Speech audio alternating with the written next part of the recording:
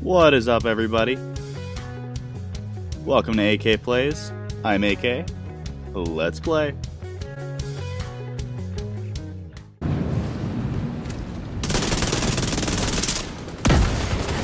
Detonated gear detected.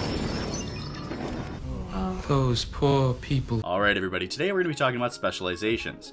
Now, I'm going to keep it pretty basic and then hopefully tell you everything you need to know and really get in depth with it. I'm going to talk pros, cons, what I think of each specialization, and everything about them. So, the specializations are Demolitionist, Survivalist, and Sharpshooter. Each have their own specialist weapon, and each have a different skill tree that you can advance through by using their currency of specialization points, which you get through various means, whether that's high-level control points or high-level missions, things of that nature. Now, this is the tree that you get to unlock bonuses. Specifically, this is the Demolitionists.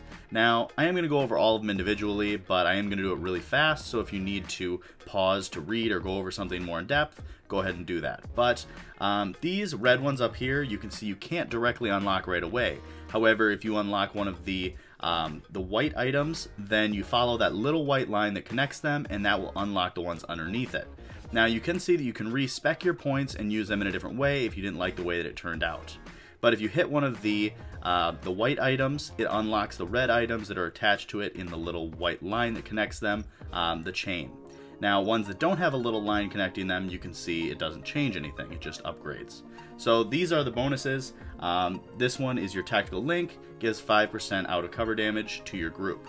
Then this one is Braced for Impact, it ignores explosions every once in a while, great for defending against frag grenades. This is Crisis Response, when your armor gets to 0, refills all your ammo. Vital Protection, Conflict, you're hit by critical hits, 20% less. And this is your Demolitionist uniform, it's a cosmetic. Artillery Cannon, it's just a turret mod, you get magazine and more damage. And then if we go up here, you can see that this is Explosive Ordnance, adds more explosive damage for you. You have your frag grenade. Then you have an incombustible, which means you get burn resistance of 20%. And then your X-Stat armor kit that modifies the way your armor kit works. Each specialization has a different way. Your signature weapon damage helps boost your signature weapon damage. That one's pretty obvious. And that signature weapon in this case is a grenade launcher, which shows you 40mm grenades. Group signature ammo supply, and then spray and parry is to get SMG damage. Onslaught is to get LMG damage. Small laser pointer, it's not very good, but it's an underbarrel attachment, because I think that there is a better one that you can get pretty easily. Then you have your pistol that you can get, and then you can modify to have more sidearm damage.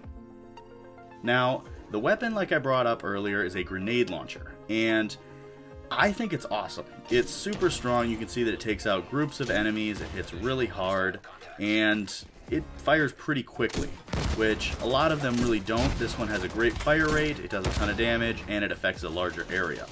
So I think that this is definitely the strongest specialization weapon, and I think Demolitionist is definitely one of the strongest specializations right now, just from the bonuses it gives and the power of its weapon. Now we're going to jump into the Survivalist, which is another great specialization. And you can see I do have a little more unlocked here for this one. But if we get into it, you can see they have Incendiary Grenades, Triage Specialist, which upgrades your healing going out, Elite Defense, your protection from elites, Distributed Repair, your armor kits change, that's how they modify. You have the Mender, which is a Seeker Mine modification.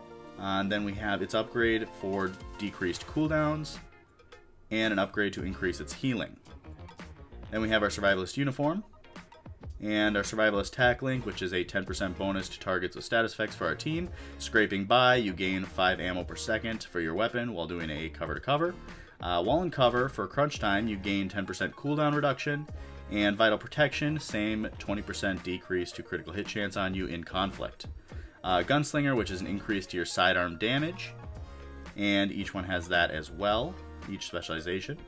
Then we have the pistol that you get for Survivalist, and then we have EMI, which is assault rifle damage, and the infantry mag, and then we have the running the gun, which is shotgun damage, and explosive bolts, how you get your specialist ammo. Group signature ammo supply, Signature weapon damage increases your signature weapon. And then you can see that the crossbow, we have some gameplay here. And it's a good weapon. It's I would say it's the second best specialist weapon. It does good damage. It is relatively accurate. And the only huge downside is the reload speed is pretty slow. It does take a while to get back into firing with this.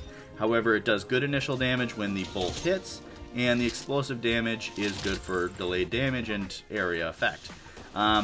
It is a little wonky when you aim it. It feels like it's not really at the same point of aim as every other weapon in the Division and the Division 2. It just feels like it's off a little bit, and it's a little more difficult to use. However, when you use it a little bit and you kind of get used to it, I feel like it wouldn't be that bad, and you will get consistent with hitting shots. But overall, it's pretty good, and I would say it's the second best specialization weapon. And it's a lot of fun to use. It's definitely cool to have a crossbow. But now we're going to move on to the Sharpshooter specialization.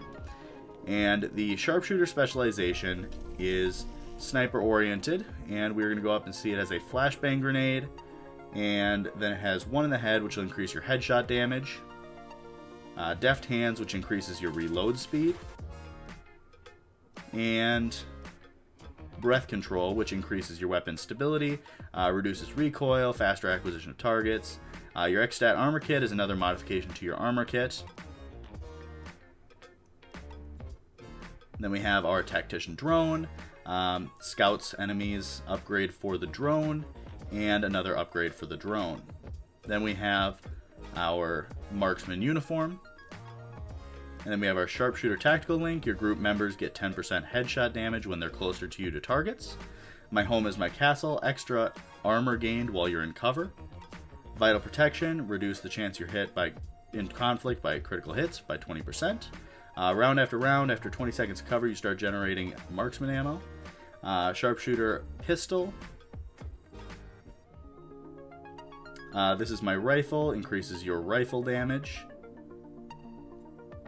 And then we have Digital Scope. It is a scope for long top rails. Then we have our ammo acquisition, our group signature ammo supply, signature weapon damage, and now we're going to get into the weapon. Now, the Sharpshooter's weapon is a giant sniper rifle, which in theory sounds like a lot of fun, and it was one of the ones that I was the most excited to use. However, it ended up not being my favorite. It's powerful, don't get me wrong, it absolutely destroys enemies. However, I don't feel like it hits nearly as hard as the other weapons, and it also doesn't feel as user-friendly. As you can see, the scope is insanely zoomed in, which in long distance encounters, I could see it being useful, but I haven't had any of those encounters yet, so I've yet to see it be useful. It just ends up kind of being a hindrance because it's usually close range fights when you're trying to snipe like this, and it's kind of getting in the way. And what you just saw there is another issue that I have with this weapon. It doesn't feel accurate, and it doesn't feel like it reaches max accuracy very quickly.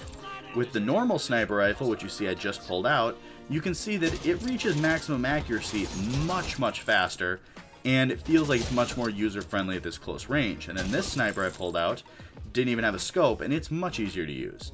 So you can see that they increase the difficulty by bringing out that scope. Now we're going to back it up here, and I'm going to show you a slow-mo version of what the normal scope on the normal sniper looks like when it's gaining maximum accuracy. You can see the little black lines on the left and right of my crosshairs as they come in and reach maximum accuracy. That happens in a fraction of a second. And with this sniper, if you see, I'll slow it down again, I leave it on his body for a considerable amount of time and then shoot, and it acts like it wasn't at maximum accuracy. Now, is it possible that I missed the shot and I just pulled it? Yeah, but it looks like the crosshair's on him pretty good, so I don't know, there might be something up with it. It might just be that I'm missing. Either way, it's definitely a fun specialization, and it's pretty popular for the reload speed and stability bonuses. However, I don't like it as much as the others.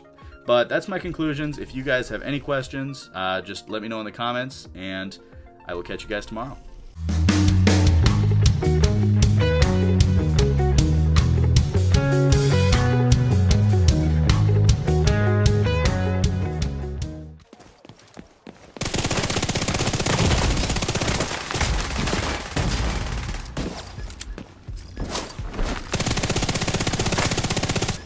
Bravo is being held by your squad.